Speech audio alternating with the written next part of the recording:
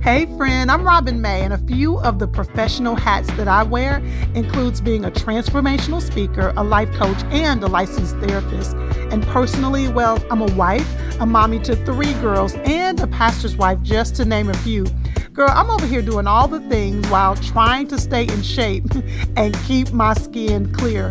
But the truth is, I don't want to be known for being busy. I think that's a scheme that somebody set up. No, I want to be known for living a life that is in perfect alignment with what God intended. And I want to help you do the same. So it's with that in mind, I'd like to welcome you right here to Intentional Conversations with Robin May and friends. Over here, we're creating a safe space to have real conversations with real women on real topics. This is a judgment-free zone where we can be vulnerable and honest and curious about our lives so that we can elevate not just what we do, but who we are. So if any of that resonates with you, again, welcome to our safe space. This is Intentional Conversations with Robin May and friends. Hey friend, welcome back to Intentional Conversations with Robin May and friends. We are starting a brand new series called I Believe in Marriage. Yeah, if you've been rocking with me for a while, you knew that if I was going to talk about marriage, that was going to be the name of the series. If you are new to the work I do, hey, that rhymes. If you are new to the work I do, if you are new, can I tell y'all, I feel like I have this hidden gift and I really haven't had anybody to validate the gift for me. So I have to validate it for myself. I believe I have this secret gift of writing music. These rhymes and these melodies just come to my mind. And I feel like I have a gift, but because nobody has believed in me, I haven't been able to walk out my gift. If you are new to me and the work I do, if you are new to me and the work I do, anyway, if you are new to me and the work I do, you may not know that for many years I shared that I had what I called a 2-lane highway for my purpose. One, empowering women, and two, equipping couples. My passion for equipping couples has not wavered. I am very much committed to that work. However, I've had to be intentional about my time and my ability to focus. And so I've leaned heavier in the work I do for women. But my passion for couples has not wavered. As a matter of fact, you can head over to ibelieveinmarriage.com to check out all the work we've done for I Believe in Marriage. And I believe that this podcast is going to rejuvenate some of what I'm doing for couples. And so make sure you are following us over there on our Instagram page. It's I Believe _ in marriage. Okay. So we are diving into this series. This is going to be, I believe, a 5-part series. I believe I'm going to share either 2 or 3 times on the podcast for this series and then have either 2 or 3 guests. We'll see how it goes. But today we are diving into avoiding the roommate zone. Yeah, honey. This is a topic that I'm often asked to speak about when I'm asked to speak to couples. This is one of the topics that's often chosen, avoiding the roommate zone, because here is the truth. If you have been married longer than 30 days, I'm going to give you 30 days. If you've been married longer than 30 days, you understand. Well, maybe not 30 days. I don't want y'all to experience the roommate zone in the first 30 days. So maybe let me give you a year. If you've been married a year or more, you know that it is very easy to find ourselves in the roommate zone. And the roommate zone is where we are taking care of the business of our lives. We are making sure that we're taking care of the light bill, and we're making sure we're keeping gas in the car, and we're getting the kids to where they need to be. But you are literally operating as roommates and you're not really turning towards one another. Your intimacy in your marriage isn't being prioritized. And that does not have to mean that your marriage is not healthy or that you guys are not going to last. It's just the reality of doing life together. However, when you consistently ignore that, and if you're not paying attention to the fact that, wait a minute, I think we may be in a interesting space right now. If you don't pay attention to it over time, that roommate zone can begin to have a long-term impact on your marriage. So we want to avoid the roommate zone. We may find ourselves in it, but how do we get out of it? And what do we do to stay as far away from it as we can? That's what we're going to talk about today. And I'm actually going to share with you from a whole webinar that I teach on this topic. I'm sharing with you the notes from when I'm asked to go speak. I'm literally reading through these notes right now. So I'm not sure how long this episode is going to last, but I'm going to give it all to you right now. I was going to break it up, but I'm going to give it all to you right now. Okay, so make sure you take notes. Now, if you haven't already, I'm asking you to invite your girls to check this podcast out. I often tell you all to use the podcast as an opportunity for you and your friends to have deeper conversations. Listen, we were not meant for Isolation Island. And right before I recorded this podcast, right before, I was having a conversation with one of my sister friends, honey.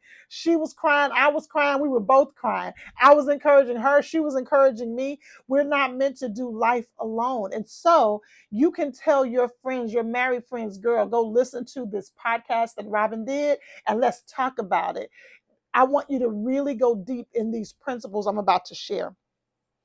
Also, wherever you are watching or listening to the podcast, look in the description, because in the description, you're going to find what I call the Avoiding the Roommate Zone Jump Start Toolkit.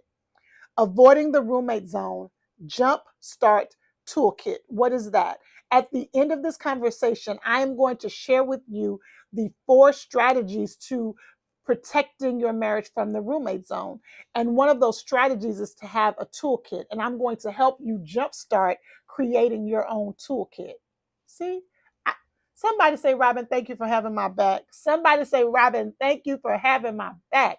So wherever you are watching or listening to this, look in the description and I'll have the link right there for you to get the Avoiding the Roommate Zone Marriage Toolkit.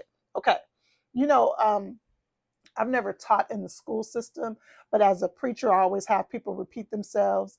And I know in school, they'll tell you to repeat it just to make sure you're getting it in your head.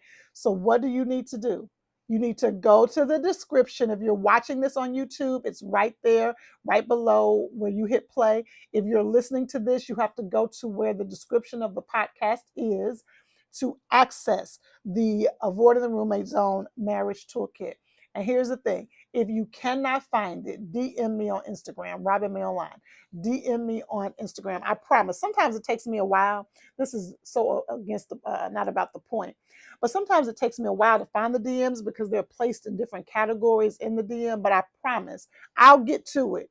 Now, baby, it might be 2 weeks later, but I'm going to get to it. So if you cannot find the link, DM me, girl, and I got your back. Okay.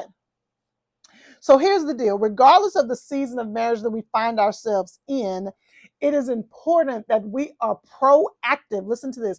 Girl, you need to get ready to take some notes because we are about to go there. It is important that we are proactive in protecting our marriage. Now, most of you know that I am a licensed therapist. I am an executive coach, and I am a preacher of the gospel. And I am telling you from all 3 of those fronts, my work as a therapist, my work as a coach, my calling in ministry. I want everybody to understand if you are married, you have to be proactive in protecting your marriage, because the truth is marriage is the union of 2 people who are evolving, growing, changing. You are not the same person you were when you first got married. You are evolving, but you said I do back then. So what are you doing to make sure that the 2 of you, as you are growing, as you are evolving, as you are changing, what are you doing to make sure that you guys are not growing apart? You have to be intentional about proactively protecting your marriage, because here is the truth. If you want to get to forever after, and I think most of us do, we want to get to forever after. If you want to get there, you cannot be passive and just hope that you guys are going to stay in or get to a happy place. Trust me. In the many years, over 17 years, because before I even became a licensed therapist, I was in the trenches with couples for their marriage. I want you to understand that you do not just stumble into happy. Happy has to be intentionally created and pursued. And so you can't just be passive and hope that you find yourself in a happy place.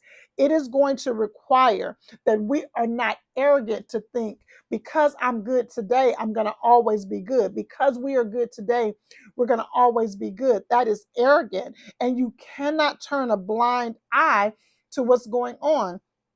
It will require, if you want to be in a healthy marriage, it will require that you guard your marriage against what I have termed unintentional neglect. What do I mean by that?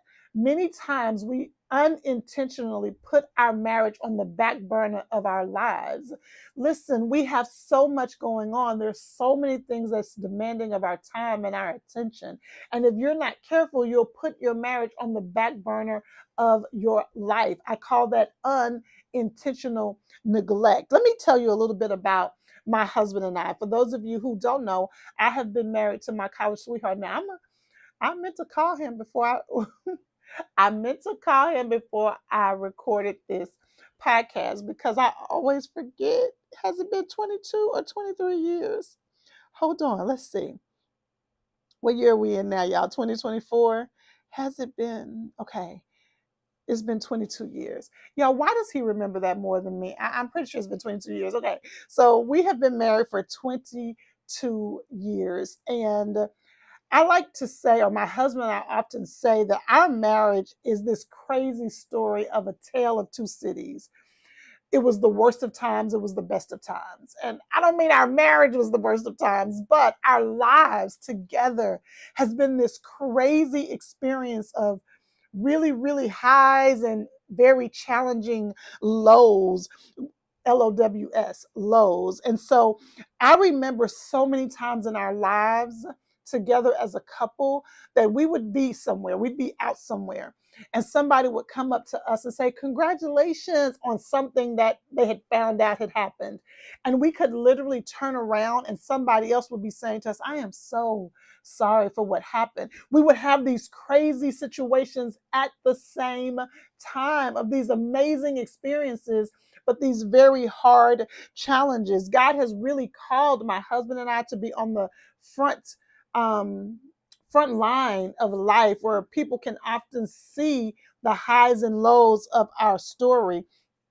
Over these 22 years, y'all, my husband has been in political office and we've opened businesses and we've run campaigns and we've written books and I've been on the radio and we've spoken in front of large crowds. And I'm not telling you any of this to boast or brag because you're about to find out why I'm telling you this.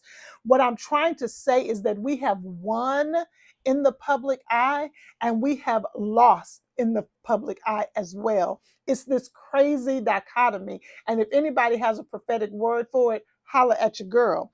And so, again, I share all of that because I want to give you a glimpse of our story and understand how it is played out, because I want to share with you when we talk about avoiding the roommate zone, there are three primary categories for how a couple's connection is impacted. Okay. There are three primary categories for how our connection is impacted. Now, let me pause here because people often say to me that they are having challenges in their marriage with communication. And I want you to understand that 95% of the time, your issue isn't your communication. It is not often the words you are saying or the words he's saying. That is the symptom, but that's not getting to the root. Let me say it again. You are thinking that the issue in your marriage is communication. But I am telling you that often the communication is a symptom. It is not the root. What you want to get to is what is happening with our connection.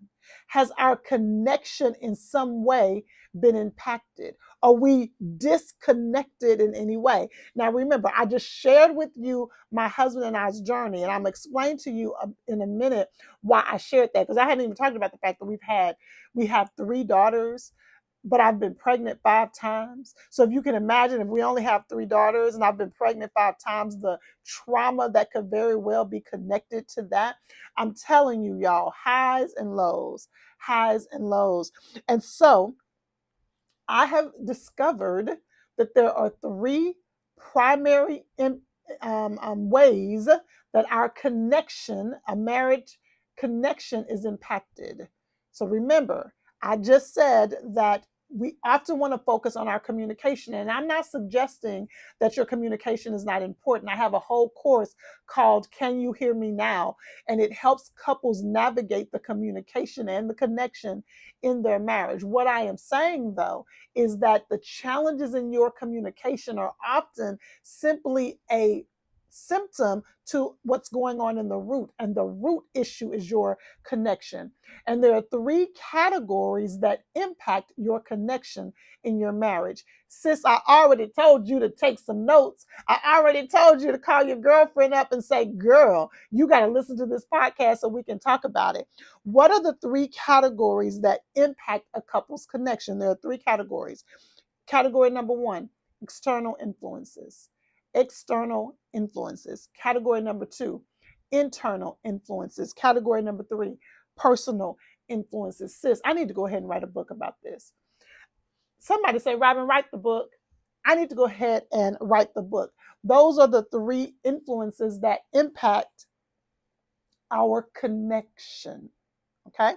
External influences, internal influences, and personal influences. I'm going to give you an example of all three of these influences because remember, we're trying to avoid the roommate zone. We're trying to get out and stay out of the roommate zone. But honey, if we find ourselves in it, we want to know how to get out of it.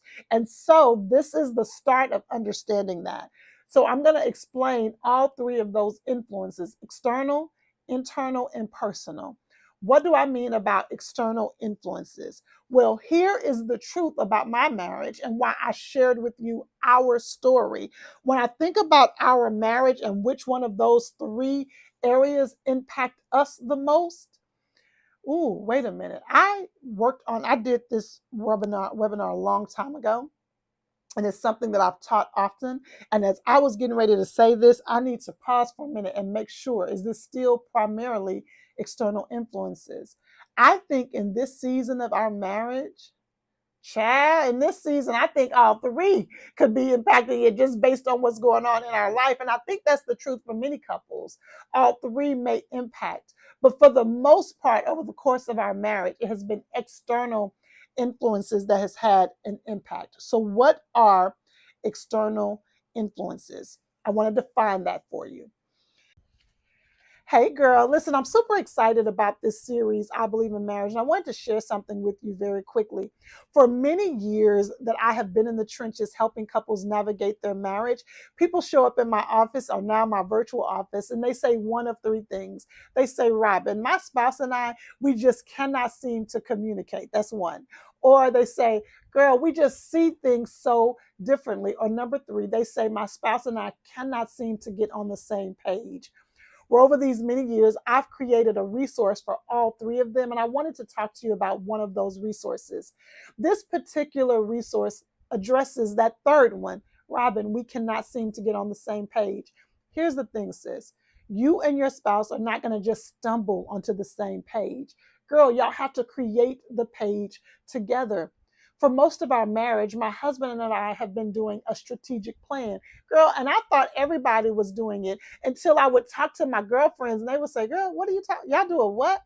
And so I realized I needed to create a resource for it. And so for many years, the resource was only available digitally, and it still is.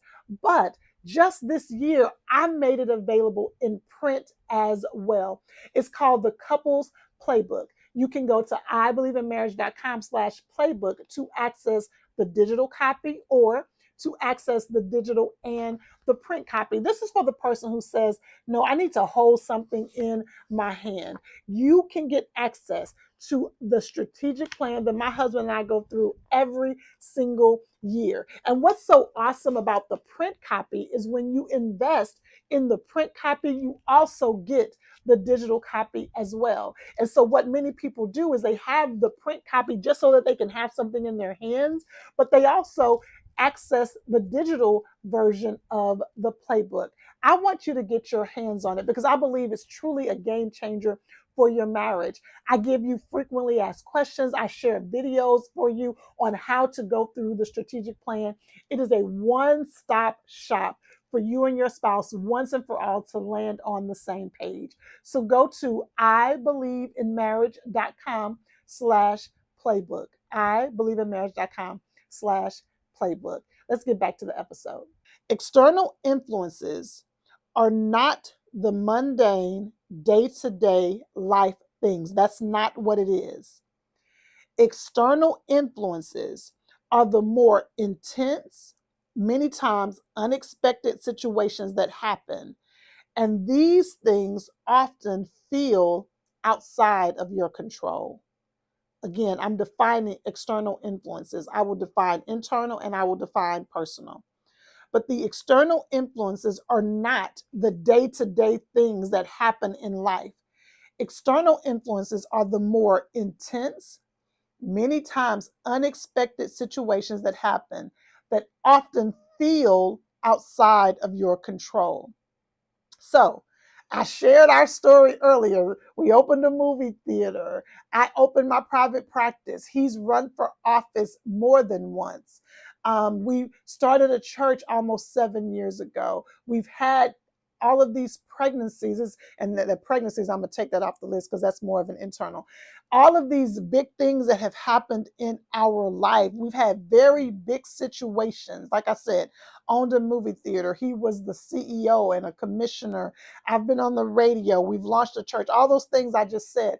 All those things are very big and they come with heavy pressure. It comes with major scrutiny and difficult challenges, to say the least. Remember that movie theater? Well, we had to close the doors, baby, and that was on the front page of the paper.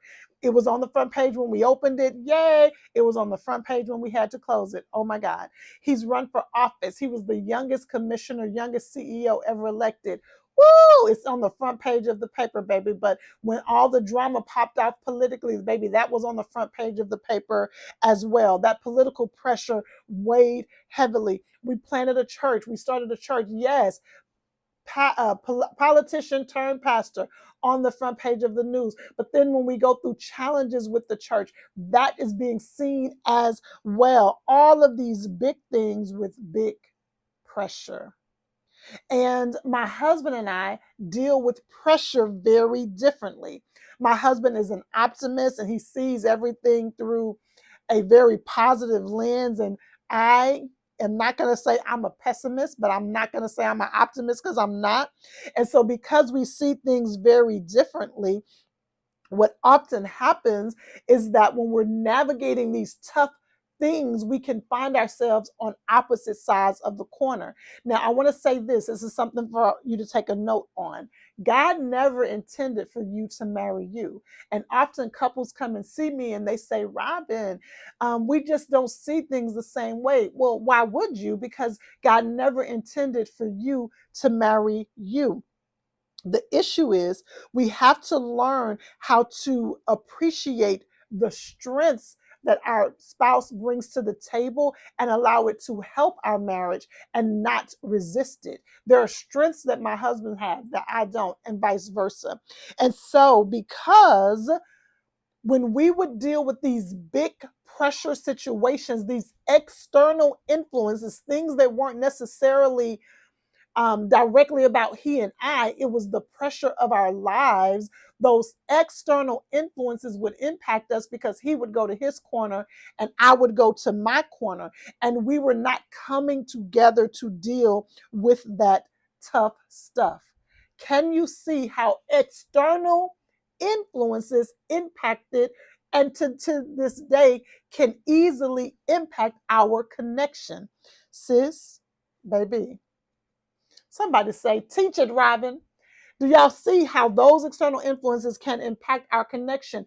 To this day, we still process things differently. Recently, it just so happens in this particular season, as I'm doing this podcast, Whew, God is very interesting. As I'm doing this series on the podcast, we are dealing with a lot of external pressure right now. And so I can very transparently say to you, to this day, now we know this. And so we both, in our own ways, are intentional about turning towards one another. But we still have to be very intentional about it because our way of processing is different. What I was about to say is, the other day we had this situation, and we woke up the next morning, and I said, honey, how you feeling? He was like, I'm feeling really hopeful. He said, how are you feeling? I said, very discouraged. The same. It's not funny. It is not funny, but the same situation, we are seeing it totally differently, right? And so you can imagine, me feeling discouraged could then discourage him, could then make him feel like, I'm not going to talk to her about it because I don't want to get discouraged. And then him feeling hopeful could annoy me. What, sir? Sir, what are you hopeful about? And so it could cause me to be like, I don't want to hear that, right? So it's very, very important that we turn towards one another. I'm going to stop putting myself on the line. Honey, what's your story? I want to hear from you. How do you and your spouse handle external influences? Now, you may not be dealing with business or political pressure. Your story may not be playing out in the public eye, but how do you and your spouse handle external influences? Here are some ideas of what those kind of things can be. Remember, external influences are the more intense, many times unexpected situations that happen, and they often feel, even if they're not, they feel outside of your control. For example, a sick parent that one of you now has become the caretaker for. Two, maybe a child that is having serious behavior or emotional challenges. Maybe that good old baby mama, baby daddy toxic relationship from the past. Maybe an unexpected layoff at work. Life is going to happen. And if you and your spouse don't learn an effective way to handle these life situations, your marriage will always be at the whim of the unexpected. When the unexpected happens, your marriage will be impacted. And so, like I said, my husband and I have had to learn how to come back to the center of the room. If you are going to avoid the roommate zone, that's what you have to learn how to do. How do you all handle external influences? Well, remember, I said that there were three primary influences that impact our connection. Why are we paying attention to our connection? Because that's the root.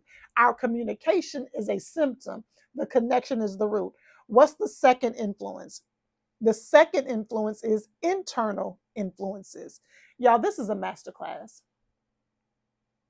This right here is a masterclass. I'm just telling you. I'm just telling you. Okay. Okay. So now let's talk about internal influences. And I want to share a quick story. Many years ago, and this is probably a dynamic that has occurred with many couples over the years that I've worked with. But this particular couple, whenever I share about couples and I share antidotes, I always change the details because I don't play about confidentiality. But this particular couple, this was years ago, and they got married, and they were very, very good friends when they first met. They were just really good friends for years. Decided they were really into each other. Decided to get married. Well, at one point in the relationship, one of the partners began to have an emotional connection with someone else. It never was physical, but it was definitely an emotional connection, and it had a very deep impact on their relationship. And as we began to work through the dynamics of their relationship, we did what I like to call kind of an autopsy. Not that their marriage had died, but the trust had died. And so we went back to try to study what happened, how did this happen? And as we began to reflect, what they began to realize is that the demands of their life had started to eat away at the intimacy of their life. They began to realize, wait a minute, we hadn't been spending a lot of time together. We were busy building a life and not having a life. Oh my God. They were busy building a life, but not having a life. In other words, they were taking care of all the mechanics of the marriage, maybe, or the, oh, what's the word I'm looking for? Kind of the accessories of the marriage, maybe. They were dealing with all of that. They were building a life, but they were not having a life together. I often think of the parable of the frog, and that parable says if you drop a frog into boiling hot water, the frog is going to immediately jump out. But if you drop a frog in lukewarm water and then gradually begin to turn up the heat, the frog won't even realize it before it is dead. Now, honey, I don't know if that's true. I don't know what would happen with a frog in water, but that parable always makes sense to me because that's what we were seeing with this particular couple. Over time, gradually, they began to lose their connectivity and their oneness. They were building a life, but they were not necessarily having a life and experiencing a life together. And so, while one person did not cause the, because let's be clear, I'm going to have one of my girlfriends, a woman that I highly respect. She and I are going to talk at some point through the podcast, this series about um, recovering from betrayal. Let's be clear, nobody makes somebody step out, whether it's emotional or physical. But what this couple began to understand is that internal influences had begun to create an unhealthy dynamic in their marriage. Internal influences. So, what do we mean by internal influences? These can best be described as when our marriages begin to suffer what I talked about earlier, which is unintentional neglect. Internal influences is when we inadvertently place our marriage on the back burner of our lives. Everything else is taking priority, and we forget to nurture our I do. Remember, you have to nurture whatever you want to stay alive. Now, remember, I told you external influences are not the day to day life stuff, but baby, internal influences are made up of the everyday things, the demands of the children, the demands you're having on your job, the demands you are having with maybe, like I said, trying to keep your life, all the things being juggled. You have to pay attention to those internal influences. What I tell husbands is, if your wife is wanting you to spend more time with her, but you're always going to drink with the fellas, that is going to have an internal impact. If your husband is wanting you to be more intimate, or girl, the other way around, you're wanting him to be more intimate, that is going to have an impact on the internal dynamics of your marriage. Often we don't realize that we have not been nurturing our romance. And when you don't prioritize your I do, it will begin to impact your connection. Now, this is important, what I'm about to say. This is not even about the quantity of time. This is about quality and intentional time. How are you all making sure that you are intentionally spending that time together to make sure that your friendship is being nurtured, that the romance is being nurtured? If you're in business together, that the business isn't overriding just our day to day connection. That is the impact of internal influences. Okay, let's keep going. We talked about external influences, we've talked about internal influences. Here's the third one. This is personal influences. Now, I'm not going to spend a lot of time here, but personal influences are things that ain't got nothing to do with your partner, child. It ain't got nothing to do with your husband, since I'm talking to my ladies today. These are the things that have to do with you. And I want to stop here for a minute, because part of the reason why I spend so much time talking to you all about getting a PhD in you, the reason why I started Bite Size Breakthroughs for Busy Women. Have you joined the membership? Have you joined the membership? Girl, go on over to robinmayonline.com/breakthrough so you can join. Part of the reason why I spent so much time on this is because in the trenches of working with couples, I often find that when you don't know your stuff, you begin to project it onto your spouse and into your marriage, and vice versa. If your spouse doesn't know his stuff, he can begin to project stuff that ain't got nothing to do with you, girl. That happened to him when he was 5 and when he was 12, and he begins to project it on you. You have to know you. One of the first transformational moments in bite-sized breakthroughs for busy women is me walking you through why self-awareness is so important, because it helps you know what's my stuff and what's not. And so personal influences is very important, because personal influences can best be described as personal challenges or issues that we are dealing with. And if we're not careful, we make it about our spouse. Let me give you some examples of what some of these can be. I'm going to give you a lot of examples. Some examples of personal influences can be personal work dissatisfaction that's impacting your mood. If you're feeling stuck and stagnant just in life in general, if you are frustrated with your personal appearance, if you're having personal conflict with your own family members or your own friends, if you have uncertainty about your future in some area, if you have a disconnect in your relationship with God, if you're having a major life transition, maybe you're retiring or maybe you're an empty nester. And here is one that we don't often talk about, but personal influences can also be mental illness or mental distress. It can be depression, anxiety, or some other diagnosis. All of those things can be personal things that are going on with you that, because you aren't dealing with them effectively, you are making it an issue with your spouse. I wish I could plug in right here this video. I think I'm going to try to plug it in because I think it'll help you understand. Let me see. Yeah, I'm going to try to plug it in right here. I think it'll help you understand what I mean about personal influences. I don't even know who this woman is, but I saw this on Instagram and it hit me so strong. I want to share it right here. So I'm going to plug it in right here. 70% of divorces that happen over 40 are initiated by women. Okay, why is that? Now, I'm not trying to keep everybody married. I'm not trying to get everybody pregnant. I'm just asking people to think of their hormones. Well, as she loses these hormones, there are so many brain changes that are happening. And because she doesn't understand herself, she thinks it's your problem. She thinks it's her teenage kid's problems. She thinks it's her aging parents' problem. She thinks it's work's problem.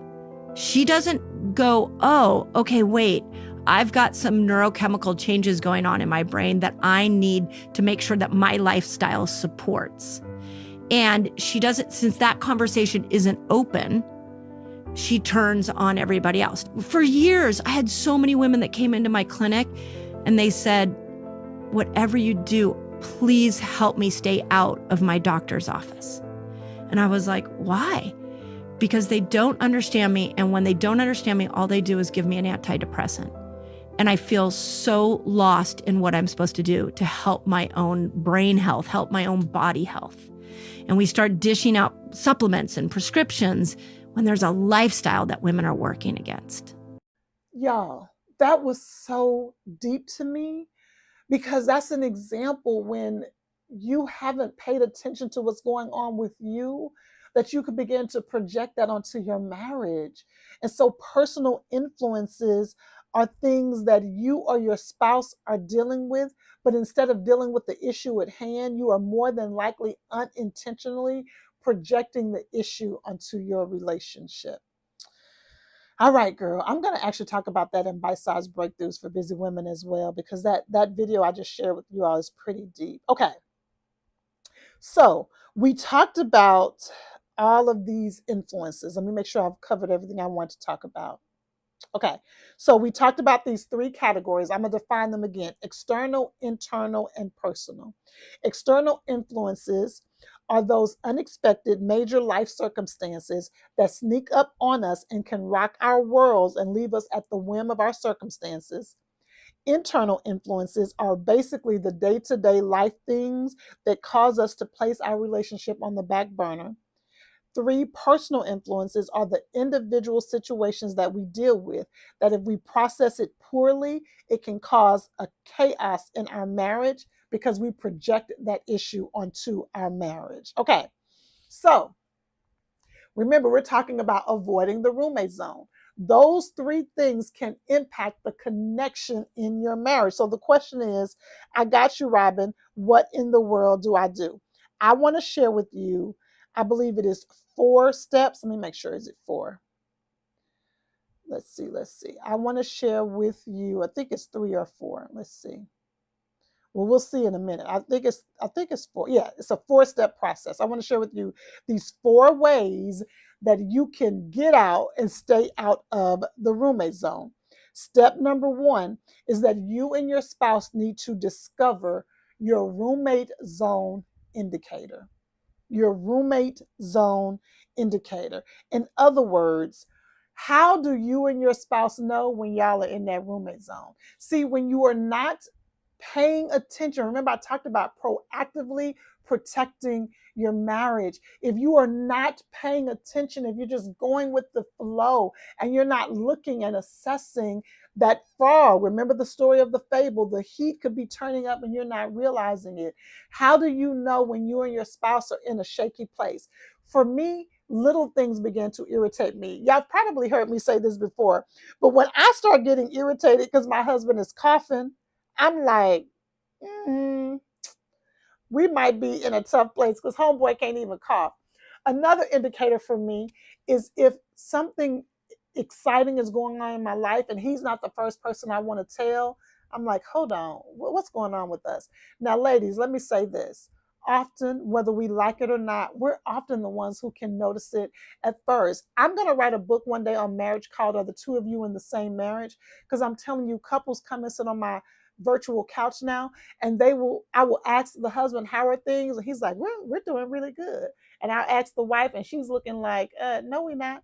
So ladies, whether we like it or not, for whatever reason, let's stop resisting it. Often we're the ones that can tell. I will say to my husband, I don't think we're in a good place. And he's like, I'm fine. Well, sir, I'm not. So if I'm not, if I'm not, we're not. And so if you are the one who can pay attention to it more often and you're more sensitive to it, girl, stop fighting it. Just go with it.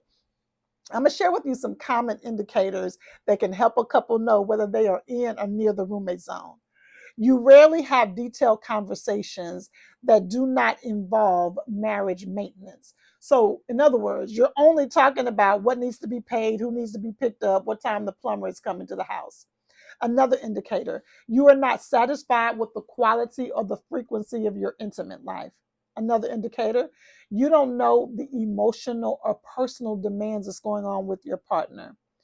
Another indicator, when something major comes up, like I just said, your spouse isn't the first person you want to tell. Another indicator, you can't remember the last time y'all had quality time together, just the two of you. Another one, your family or friends may be saying things to you like, are y'all okay? Is everything okay with you and your spouse?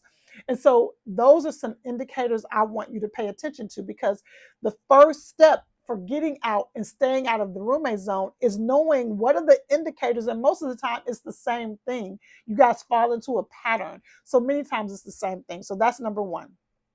All right. Number 2, how do you get out and stay out of the roommate zone? Step 2 is that you and your spouse need to identify your anchor. I remember when I first started using this, talking about your anchor, my husband said, well, an anchor makes me feel like you're pulling something down. So I always want to explain that. When I talk about your marriage anchor, it's the thing that holds the two of you in place. If you're on a cruise ship, they throw out an anchor when they want the cruise to stand still. And so the anchor is the thing that you and your spouse can grab hold to that keeps you connected. You want to grab hold to that thing. Now, if you are a believer and your spouse is a believer, your anchor is the word of God. Your anchor is prayer. Your anchor is coming together in that way. I just gave it to you. And in addition to prayer, in addition to the word of God, maybe the two of you are really good with adventure. And when you guys are doing something fun or going on a trip, it brings you back together. That cannot be a band-aid all the time, but that could be the thing that brings you back together. Maybe y'all have a hobby that the two of you enjoy. Identify the anchor the two of you can hold on to. That's step number 2. Number 1, what are your roommate zone indicators? How do we know we're a little bit off? Number 2, what is the thing that brings us back together? And here is number 3. This is where that toolkit comes into play. So remember, wherever you're watching this, wherever you are listening to this, read the description, and that link is going to be in the description. If you cannot find it, DM me. Number 3 is you and your spouse need to create your marriage toolkit. Hear me. Every marriage needs a toolkit. And what is the toolkit? Is the thing that you and your spouse use to give you a boost. So in the download that I'm giving you access to, this download helps jumpstart your toolkit. I give you all of these suggestions on how you and your spouse can get a boost in your marriage. So that is number 3. I want y'all to create a toolkit. What do we do to make sure that we are giving our marriage a boost, an energy boost, reviving our marriage? And then number 4, you have to seek consistent accountability. And the accountability is with one another and with others. Don't do marriage alone. Get in a community. And most of the times, if you're a member of a church, that's where you can find community. You can start your own community, but get in community where you and your spouse are doing life with other couples. When I couples who have like minds, not randomly. When I tell you it is a game changer, when you are accountable to one another and you are accountable to other couples, it is a game changer in your marriage. What does accountability to one another look like? Researchers have found that couples that are influenced by one another are stronger couples. When I can influence you and you can influence me for good. So accountability is me being able to say to my husband, babe, I don't think that this is what's happening right now. I don't know that that's healthy for you or healthy for me. Or, honey, I think we're a little bit off. Like, that's accountability to one another and accountability to another couple. Who in your life can pull your coattail? Who can tap your husband on the shoulder? The two of you need marriage accountability. All right, y'all. I'm done. And that isn't even that long. This podcast episode isn't that long. Okay, so we're talking about getting out and staying out of the roommate zone. Step 1, discover your marriage roommate zone indicators. Number 2, identify your anchor. What is the one thing that can bring you and your spouse back to the center of the room? Number 3, create your marriage toolkit. What are the activities that you and your spouse can implement to give your marriage a boost? Number 4, seek consistent accountability. Be open to wisdom from one another and from others to ensure that you're staying on the same track. All right, girl, I want to hear from you. Please comment, please share. Let somebody know you do not want to miss this series. I truly believe it is going to be a game changer for your marriage. I cannot wait to hear back from you. We will continue in this series for the next 4 to 5 weeks. Thank you for being a part of Intentional Conversations with Robin May and friends. Until next time.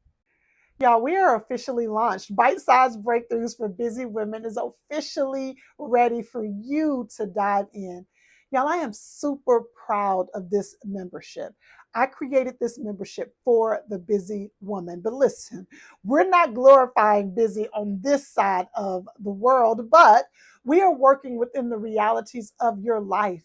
And so you can invest in Bite-sized Breakthroughs for Busy Women, and once a week, for 15 minutes or less, you will receive an aha, a nugget, a principle, a scripture, something for you to ponder for the week, for you to take notes, for you to consider what that principle means to you, to help you understand you, to help you get a PhD in you.